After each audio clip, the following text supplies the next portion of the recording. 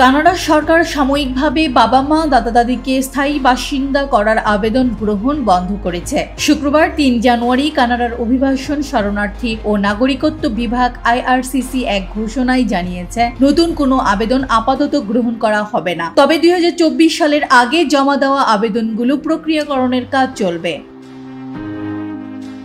ভারতীয় সংবাদ মাধ্যম হিন্দুস্তান টাইমস জানায়, কানাডার এই পদক্ষেপে বহু বাংলাদেশি ও ভারতীয় পরিবার অনিশ্চয়তার মধ্যে পড়েছেন। কয়েক দশক ধরে বহুল জনপ্রিয় এই কর্মসূচির আওতায় কানাডার স্থায়ী বাসিন্দারা বাবা মা এবং দাদা দাদিকে স্থায়ীভাবে বসবাসের জন্য স্পন্সর করতে পারতেন। নতুন এই নিষেধাজ্ঞার ফলে তারা এই সুবিধা থেকে বঞ্চিত হচ্ছেন। কয়েক দশক ধরে কানাডার স্থায়ী বাসিন্দারা বাবা মা ও দাদা দাদিকে PGP কর্মসূচির মাধ্যমে স্থায়ী বাসিন্দা হিসেবে কানাডায় নিয়ে আসার সুযোগ পেতেন। তবে বহুল জনপ্রিয় এই কর্মসূচি আপাতত বন্ধ হয়ে গেছে।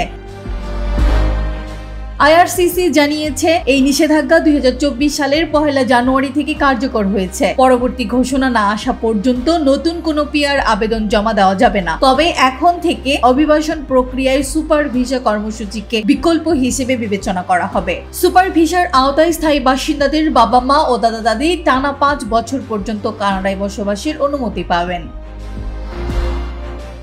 কানাডার সংবাদ মাধ্যম কানাডা গ্যাজেট জানায়, অভিবাসন নীতিতে কড়াকড়ির কারণে চলতি বছরের মাঝামাঝি সময়ে প্রায় ১২ লাখ অস্থায়ী বাসিন্দা দেশ ছাড়তে বাধ্য হন। পাশাপাশি বার্ষিক PR কোটা কমিয়ে ৫ লাখ থেকে ৩,৯৫,০০০ করা হয়েছে। সরকারের পরিকল্পনা অনুযায়ী ২০২৬ সালে এই সংখ্যা আরও কমিয়ে ৩,৮০,০০০ এবং ২০২৭ সালে ৩,৬৫,০০০-এ নামিয়ে আনার লক্ষ্য নির্ধারণ করা হয়েছে।